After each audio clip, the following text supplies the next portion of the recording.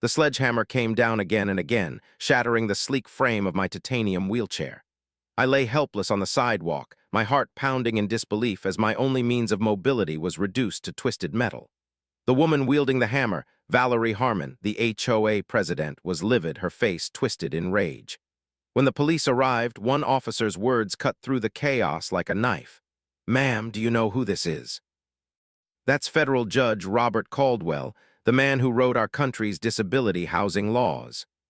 In an instant, Valerie's expression turned ghost white. She had no idea who she had just attacked, nor the legal storm she had unleashed upon herself. For 15 years, I had served as a federal judge on the Ninth Circuit Court of Appeals, specializing in disability rights law. My rulings shaped protections for millions of Americans, ensuring fair housing access and accommodations. But at 48, I found myself on the other side of the law not as the enforcer, but as the victim. Multiple sclerosis had slowly eroded my mobility, a battle I fought privately until my wife of 20 years, Martha, passed away suddenly from a stroke. Our once vibrant family home, filled with memories of raising 3 children and hosting 17 Thanksgivings, now felt hollow and overwhelming. It was time for a change. That's when I found Suncrest Estates, an upscale, gated community outside Phoenix, marketed as a haven for retired professionals. It seemed perfect, single-story homes, wide doorways, and sloping entryways instead of steps. It was just 15 minutes from my neurologist and physical therapy appointments. I had done my homework, meticulously reviewing the HOA regulations. Nothing in them could override federal housing laws, which protected my right to reasonable accommodations. My realtor even arranged a meeting with an HOA representative, who assured me that modifications for medical needs were always approved. What I didn't realize was that Valerie Harmon had a personal vendetta against anything she considered an eyesore in her community, including visible signs of disability. And she was willing to go to extreme, even criminal, lengths to enforce her version of aesthetic perfection. The first warning sign came before my moving truck had even finished unloading. A crisp white envelope bearing the Suncrest Estates logo was taped to my front door. Violation notice, unauthorized exterior modification. The so-called offense? The accessibility ramp I had installed at my front entrance. The very next morning, Valerie herself arrived. She was in her mid-30s, immaculately dressed in a tailored navy suit, her dark hair sleek and polished. Everything about her was precise, controlled, except for the cold glint in her eyes. Clipboard in hand, she greeted me with a strained smile. "Judge Caldwell, welcome to Suncrest. I wanted to personally address this issue with your entryway." I explained that my ramp was protected under the Americans with Disabilities Act and the Fair Housing Act. Her expression hardened. "With all due respect to your former position," she said, emphasizing former with unmistakable condescension, "the ADA doesn't supersede our community's covenants. Our residents choose Suncrest precisely because we don't look like a medical facility." Her words revealed everything. She saw disability as something that needed to be hidden, erased, banished from view.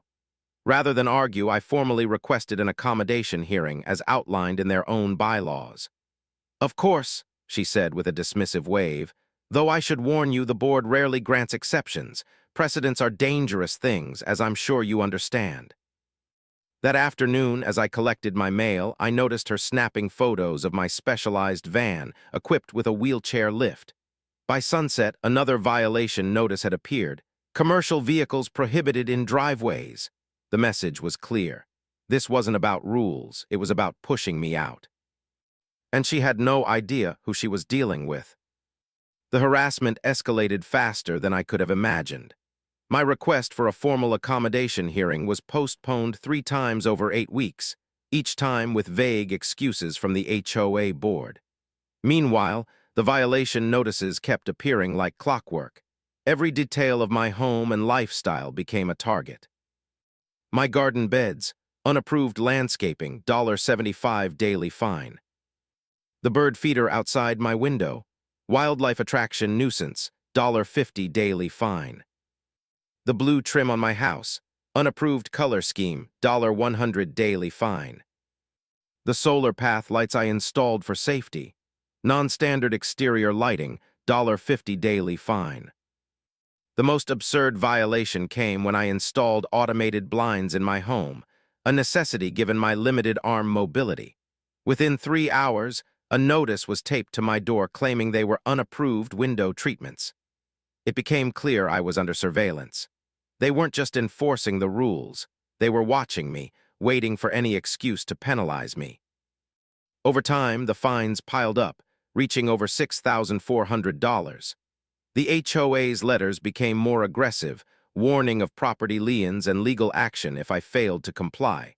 It was an orchestrated attack designed to wear me down, to force me into selling my home and leaving the community. But I wasn't their first target.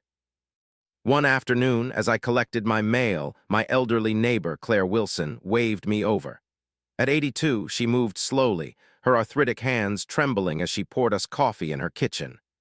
"I see you've been getting Valerie's special welcome," she said, nodding toward the violation notice peeking out of my pocket. She told me about her own battle. 2 years ago, she had installed a small wooden bench beside her mailbox, a necessity for resting during her daily walks. Despite a doctor's note confirming her severe arthritis, the HOA fined her relentlessly. The total, $3,800. "But that's nothing compared to what happened to the Thompsons," Claire added, lowering her voice. The Thompsons had a 19-year-old son with cerebral palsy. They installed a pool lift so he could do hydrotherapy at home. Valerie went ballistic. Suddenly, every potential buyer for their home backed out mysteriously.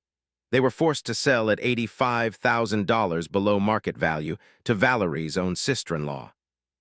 It was no coincidence, it was a pattern. That week, I discreetly spoke with other residents with medical conditions.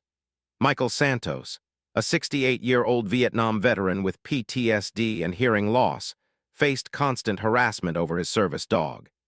The Abramovich family, whose 22-year-old daughter used a wheelchair on weekends, had been cited for a temporary ramp that was only set up during her visits.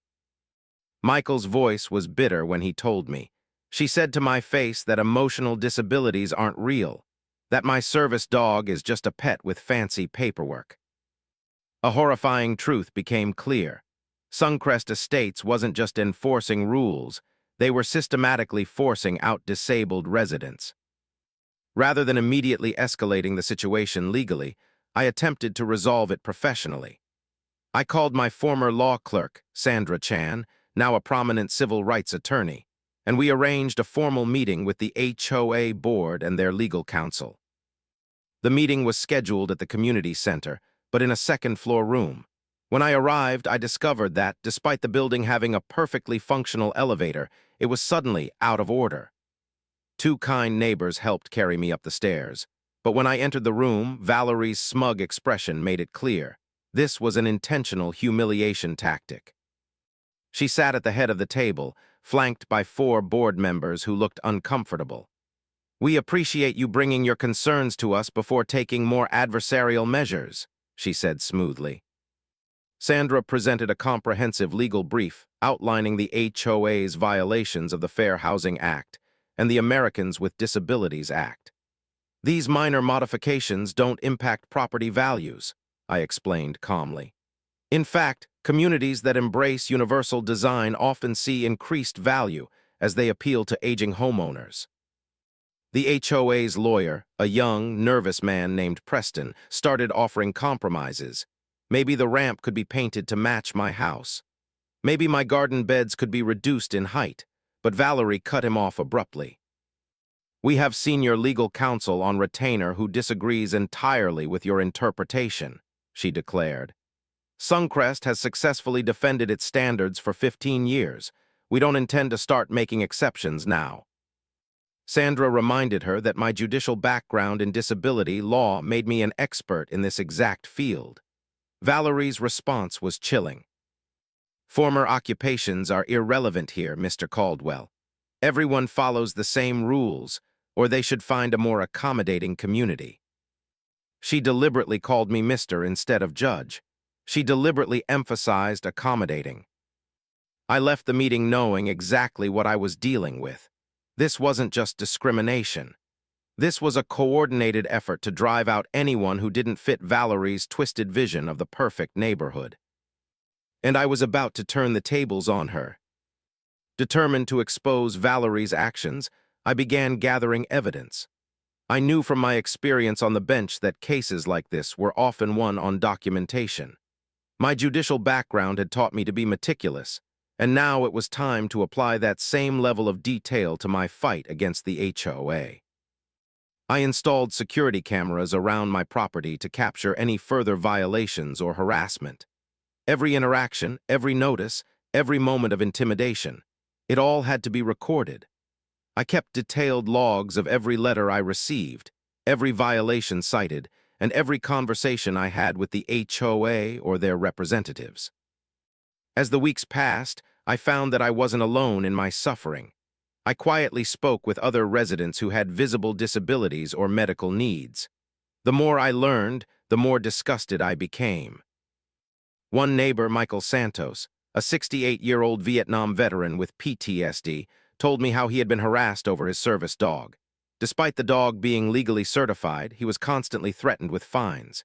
He explained that Valerie had told him outright that emotional disabilities were not real, and that his service dog was simply a pet with fancy paperwork. The more I spoke to my neighbors, the more the pattern of discrimination became evident. One family in particular, the Abramovics, stood out. They had a 22-year-old daughter who used a wheelchair and would visit on weekends. The HOA had cited them for installing a temporary wheelchair ramp that was only used during her visits. Valerie herself told the family that it wasn't a real disability and that they were just trying to get away with special treatment. But the real breakthrough came when I heard about the Thompsons. The Thompsons were a young family with a son who had cerebral palsy. They installed a pool lift to help him with his physical therapy, but when Valerie saw it, she went ballistic. The Thompsons soon found that every potential buyer for their home mysteriously backed out. In the end, they were forced to sell at $85,000 below market value, and the house was bought by none other than Valerie's sister-in-law. It was clear that Valerie wasn't just a neighbor with an obsessive desire to control the aesthetics of the community. She was systematically targeting residents with disabilities and forcing them out of their homes. The pattern was undeniable. I decided to take action.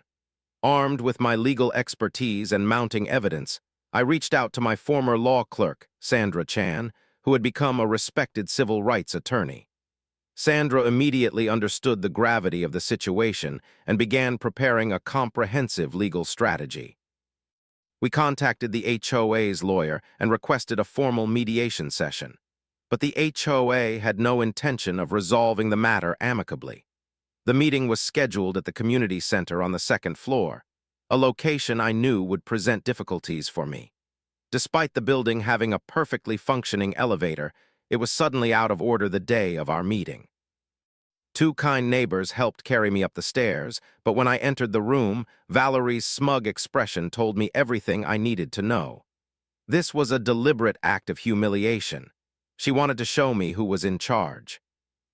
As we sat down for the meeting, Sandra began presenting the Fair Housing Act violations that Valerie and the HOA had committed. "The law is clear," Sandra said. "You cannot discriminate against someone based on their disability, and the law requires reasonable accommodations." Valerie listened to Sandra's argument with a look of quiet disdain. "I disagree," Valerie snapped, cutting Sandra off. "These modifications to the property do affect the community's standards. If we allow one exception, it will open the floodgates." It was at this moment that I realized how deeply entrenched Valerie's beliefs were. She wasn't just concerned about property values. She was intent on keeping disabled people invisible. She saw them as a blight on her carefully curated aesthetic vision of the neighborhood. The final insult came when Sandra mentioned my judicial background in disability law. Valerie's response was chilling. "Former occupations are irrelevant here, Mr. Caldwell," she said, deliberately using Mr. instead of Judge. "Everyone follows the same rules, or they should find a more accommodating community." It was clear to me then that Valerie was not just enforcing community standards. She was waging a personal war against those who did not fit her narrow, discriminatory view of what a community should look like. But I wasn't going to let her win. It was time to escalate the fight. Recognizing that I was dealing with a coordinated campaign of discrimination, I shifted into full legal battle mode. This wasn't just about my own situation anymore. Valerie Harmon and the HOA were systematically driving disabled residents out of Suncrest Estates, and I was going to prove it. With Sandra's help, I connected with other affected homeowners and gathered overwhelming evidence of selective enforcement. In total, we documented 23 cases where residents with disabilities faced significantly stricter rule enforcement than their non-disabled neighbors for identical infractions. But the most damning discovery came when I started looking into real estate transactions within the community. Over the past 5 years, 14 disabled residents had sold their homes at below-market prices after being hit with repeated HOA violations and harassment. And the buyer in many of those cases, a shell company called Pristine Neighborhood Investments, a company linked directly to Valerie Harmon. She wasn't just harassing disabled residents out of the community, she was profiting from their forced departures. She used her position as HOA president to devalue their homes through excessive violations, scare them into selling, then swoop in to buy the properties at a fraction of their worth. After that, the modifications were quietly removed, and the houses were resold at full market value. It was outright fraud, elder abuse, and a civil rights violation all wrapped into one. Rather than immediately pursuing federal legal action, I decided to take one more step. I would give Valerie one last chance to back down. By this point, my fines had exceeded $10,000.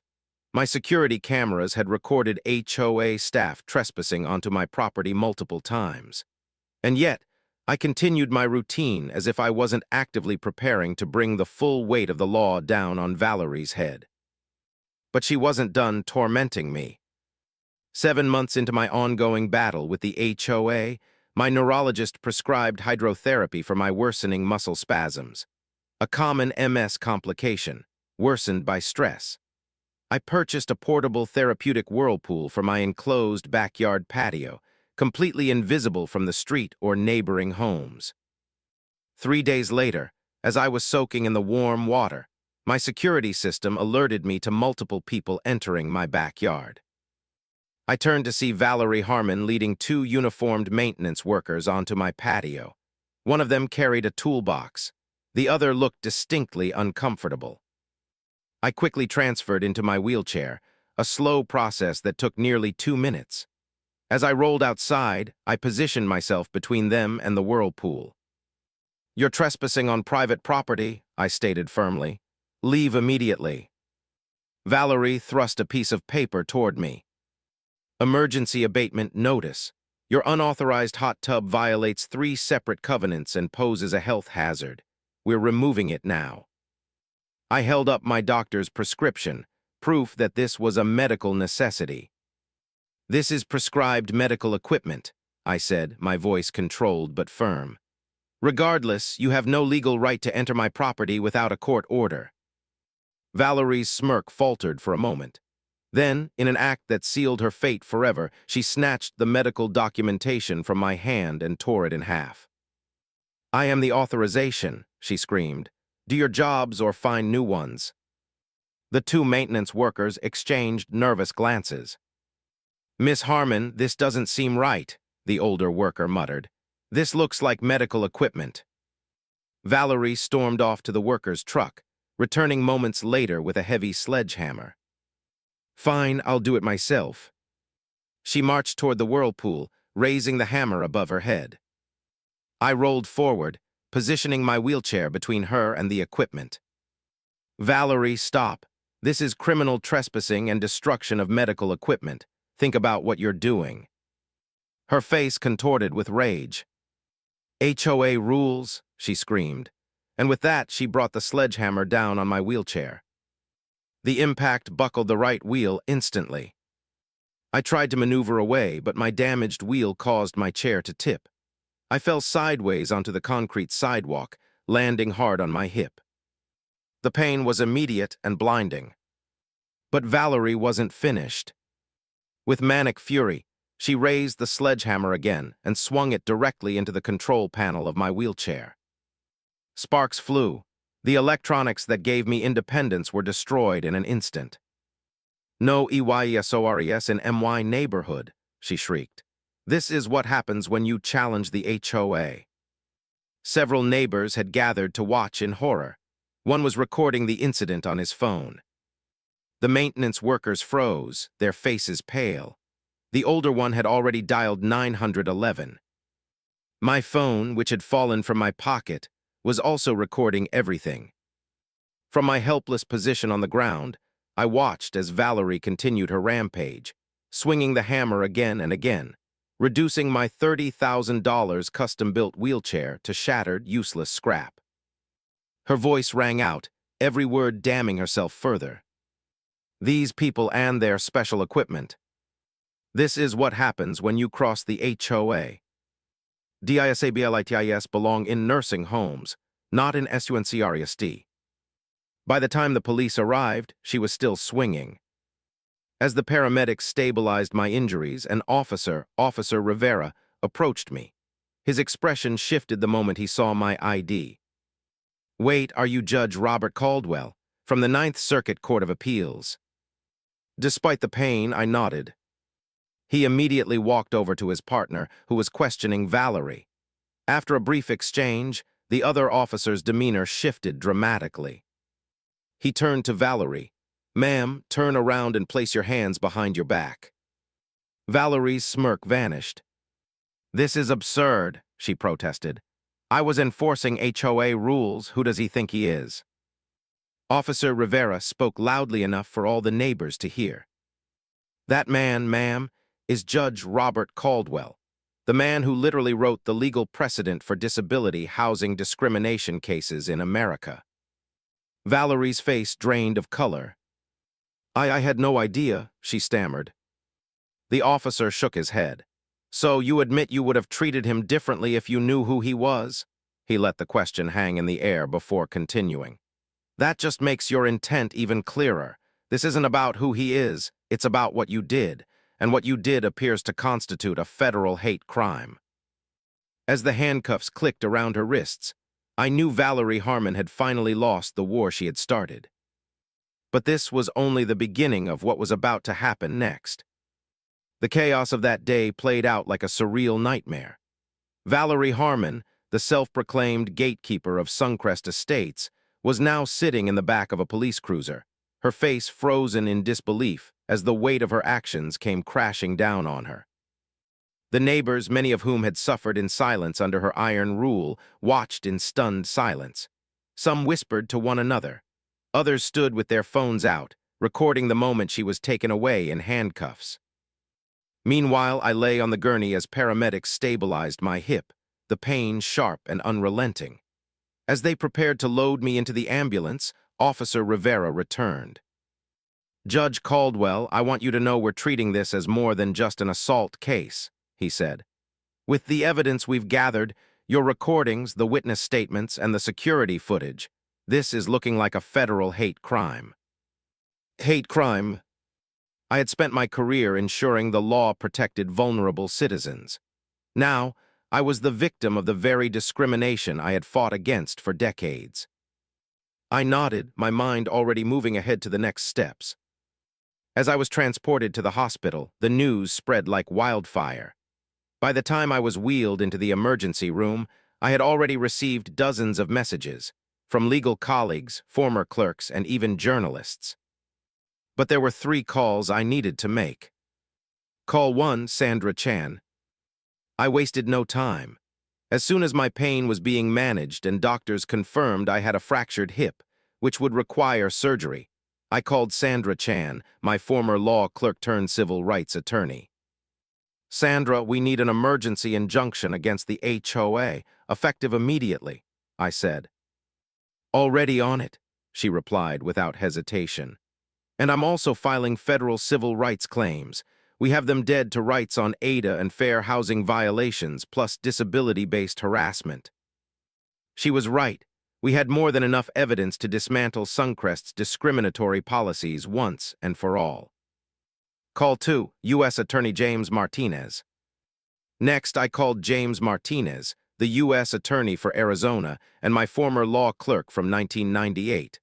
The moment he heard what had happened, his tone turned ice cold. A federal judge, the guy who wrote the controlling precedent on housing discrimination, gets physically attacked in his own community for needing accessibility accommodations, he said. We're prosecuting this as a federal hate crime, period. His office would take immediate action, launching a full-scale investigation into Suncrest's discriminatory practices. Call 3, investigative journalist Elizabeth Warren. Finally, I called Elizabeth Warren, a journalist who had covered many of my disability rights rulings over the years. I gave her the full story: the harassment, the fines, the pattern of disabled homeowners being pushed out, and of course, the video evidence of Valerie wielding a sledgehammer against my wheelchair. By the next morning, headlines exploded across the nation. HOA President DSTROYS, federal judge's wheelchair in violent hate crime. Suncrest Estates caught in civil rights scandal. Discriminatory HOA policies exposed. Disabled homeowners speak out. We were driven out. The video of Valerie smashing my wheelchair went viral overnight. The internet was on fire. Disability rights organizations flooded social media, demanding action. But the fallout wasn't limited to public outrage. The very next day, federal investigators raided the HOA offices at Suncrest Estates. They seized financial records, emails, and internal communications, and what they found was worse than anyone had imagined. The HOA wasn't just discriminating against disabled residents. They were financially exploiting them. Investigators uncovered evidence of a real estate fraud scheme, one that Valerie had orchestrated for years.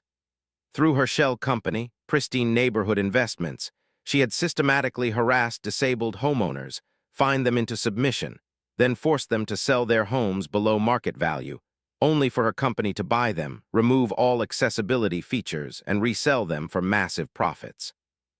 The numbers were staggering. Over 5 years, Valerie had driven out 14 disabled residents and made nearly $2 million in fraudulent real estate transactions. She wasn't just a bully with an HOA title. She was a white-collar criminal. And now she was going to pay for it.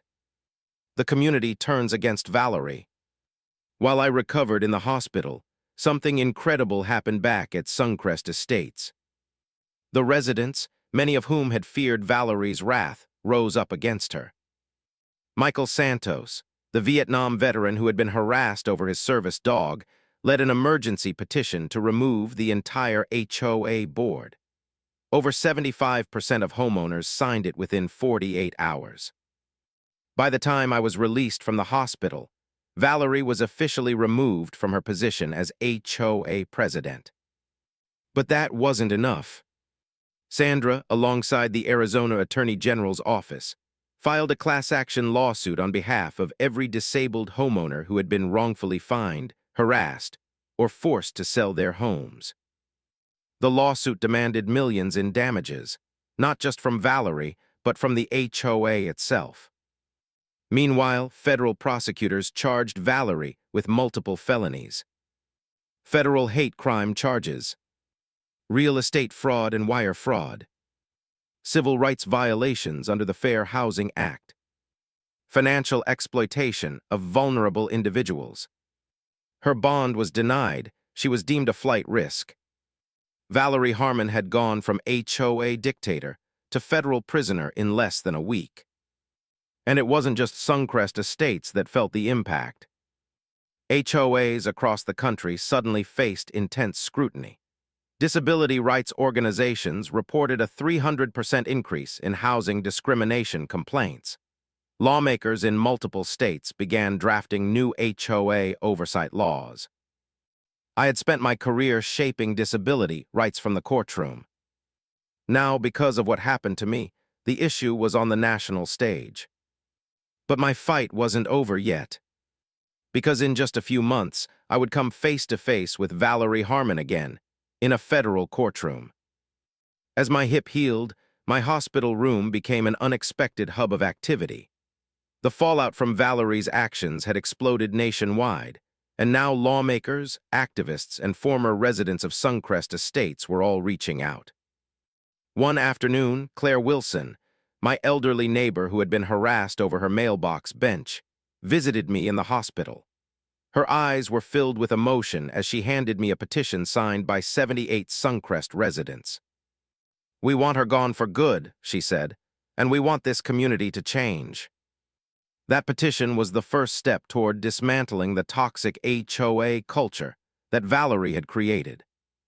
But the biggest surprise came when I received a visit from Thomas Harrington, the 82-year-old developer who had originally built Suncrest Estates. As he sat beside my hospital bed, his hands trembled, not from age but from anger. "I built this community for people like my late wife," he admitted. "She was in a wheelchair for 10 years before she passed. I designed these homes with accessibility in mind, and what Valerie did, it's a betrayal of everything I intended." Then he revealed something that sent shockwaves through the case. He provided original blueprints and internal communications that proved Suncrest Estates was originally designed to be disability-friendly. Wider doorways, sloping entryways, optional ramps, all of it had been part of the plan. But when Valerie became HOA president, she systematically removed those features under the guise of preserving property values. She had rewritten history to make accessibility seem like an eyesore, when in reality, it had been part of Suncrest's foundation from the start. This wasn't just about discrimination. This was deliberate manipulation and fraud. Armed with this new evidence, Sandra and the federal prosecutors strengthened their case against Valerie and the HOA, uncovering the full scale of Valerie's corruption. Meanwhile, as a court-appointed receiver began auditing the HOA's finances, they discovered something even more sinister. Valerie had been pocketing HOA fines for years. She used shell companies to reroute violation fees into her own personal accounts. She had funneled HOA funds into pristine neighborhood investments, her fraudulent real estate company that preyed on disabled homeowners. She had been bribing real estate agents to discourage buyers from purchasing homes owned by disabled residents, ensuring they had no choice but to sell below market value. The entire HOA system had been rigged, and now it was unraveling at the seams. Suncrest Estates, once a prized luxury community, had become the center of a national scandal. And Valerie Harmon was about to face justice. The courtroom showdown. 4 months after she shattered my wheelchair, I found myself back in a federal courtroom. But this time, I was the witness, not the judge. I sat in my new custom wheelchair, one that had been specially designed for my worsening condition. Across the room, Valerie sat at the defendant's table. Her once polished appearance was gone. The woman who had ruled Suncrest Estates with an iron fist now looked haggard and defeated. The trial was brutal. The security footage played for the jury. The video of Valerie smashing my wheelchair with a sledgehammer, screaming, "No eyesores in my neighborhood." The audio recording from my fallen phone was played in full. The courtroom listened as Valerie ranted about how disabled people belong in nursing homes, not in Suncrest. Former HOA members testified. They admitted they had followed Valerie's orders out of fear, but had watched as she targeted disabled residents with surgical precision. Michael Santos, Claire Wilson, and the Abramovich family took the stand. They told their stories, painting a clear picture of Valerie's long history of abuse, discrimination, and fraud. But the most damning moment came when the prosecution revealed Valerie's own emails, the ones where she openly discussed using HOA rules to strategically remove undesirable residents. When Valerie finally took the stand, her true nature was exposed. The prosecutor asked her point-blank, "Why did you specifically target disabled residents?" Her response made the entire courtroom gasp. "They lower property values just by being visible in the community," she said coldly. People don't want to see wheelchairs, ramps, and medical equipment when they buy their dream home. I was protecting our investments. The jury deliberated for only 2 hours. The verdict: guilty on all counts. Convicted of federal hate crimes, wire fraud, real estate fraud, and civil racketeering. And then came the sentence. The judge, a former colleague of mine, gave Valerie 9 years in federal prison, plus $4.2 million in restitution payments to the residents she had defrauded. And in one final act of poetic justice, the court ordered that after serving her sentence, Valerie would be required to complete 2,000 hours of community service, specifically at a rehabilitation center, helping newly disabled individuals adapt to wheelchair use and navigate housing accommodation requests.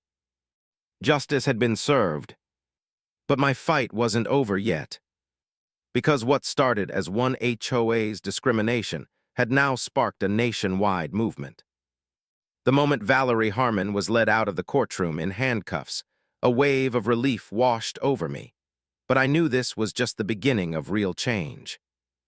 Suncrest Estates, once a symbol of exclusivity and wealth, had been exposed as a hub of discrimination and fraud. The media storm surrounding the case had not only destroyed Valerie's reputation, it had ignited a nationwide conversation about HOA abuse and disability discrimination. But the question remained, what would happen to Suncrest Estates now? The answer came just weeks later when a court-appointed receiver officially took over the HOA's leadership.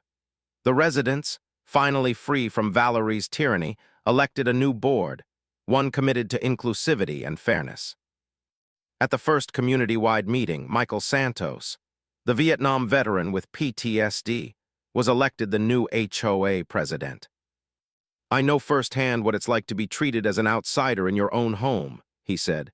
"That ends today." Claire Wilson, the elderly widow, was elected as the community outreach coordinator. The first thing she did: repeal every unjust fine and violation issued under Valerie's rule. And then came the biggest announcement of all. Thomas Harrington, the original developer of Suncrest Estates, revealed his final act of justice. Standing before the crowd, he spoke with tears in his eyes. "When I built Suncrest Estates, it was meant to be a place where people could live comfortably, no matter their age, no matter their abilities. That vision was corrupted, but today we take it back." Then he announced a $1.2 million renovation project, one that would restore and enhance the original accessibility features of Suncrest Estates. All wheelchair ramps, widened doorways, and accessible walkways would be reinstated. New laws would be enacted, ensuring no future HOA could ever strip away accessibility features again. Suncrest Estates would become a national model for inclusive, accessible senior living. When he finished speaking, the room erupted in applause. Valerie Harmon had tried to turn Suncrest Estates into an exclusionary fortress. Instead, she had accidentally created the most disability-friendly community in the country. Turning a personal victory into a nationwide movement. But I knew that fixing one community wasn't enough. There were thousands of HOAs across the country using the same dirty tactics that Valerie had used. So I took my settlement money from the civil case and founded the Caldwell Foundation for Housing Equity. Our mission: provide legal assistance to disabled homeowners facing discrimination.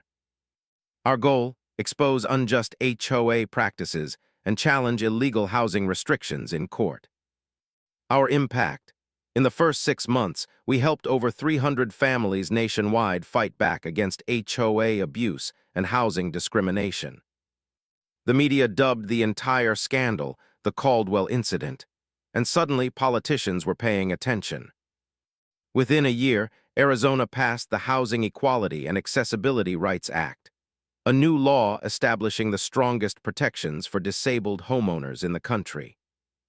Soon after, 26 other states introduced similar legislation. Valerie had wanted to erase people like me from her perfect neighborhood. Instead, she had helped create a nationwide movement. 18 months after Valerie Harmon shattered my wheelchair, I sat in my new custom-built chair, looking out over a completely transformed Suncrest Estates. What had once been a gated fortress of discrimination was now a national model for inclusive living. Gone were the relentless violation notices, the fear of fines, and the constant surveillance of disabled residents.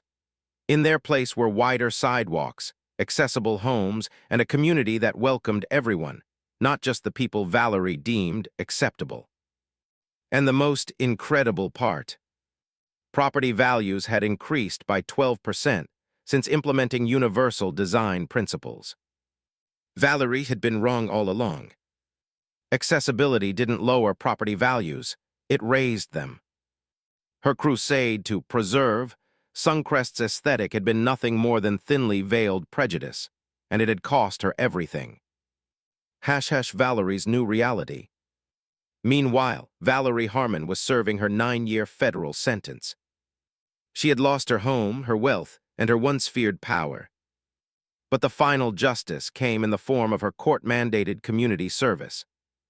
After completing her prison sentence, she would be required to work at a rehabilitation center, helping newly disabled individuals adapt to wheelchair use and navigate housing accommodation requests, the very thing she had spent years trying to erase. She had once stood over me with a sledgehammer, determined to destroy my independence. Now she would spend her days assisting people like me, not out of choice, but because the law demanded it. The legacy of the Caldwell incident. The fallout from Valerie's actions continued to reshape housing policies across the nation. The Caldwell Foundation for Housing Equity had helped over 1,000 families fight back against HOA discrimination. The Housing Equality and Accessibility Rights Act had passed in 26 states, with more on the way. HOA across the country faced increased scrutiny, ensuring that no community could ever weaponize its rules against disabled residents again. The image of Valerie standing over my destroyed wheelchair, sledgehammer raised, had become a symbol of HOA abuse and housing discrimination. But more importantly, it had sparked change. And as I rolled through the newly renovated streets of Suncrest Estates, I realized something. Valerie had thought she could silence me, erase me, and drive me out. Instead, she had amplified my voice, brought national attention to a long-ignored issue, and ultimately changed the system for the better. Sometimes the person they try to bully is the exact wrong person to target. Because that person might just have the knowledge, resources, and determination to not only fight back,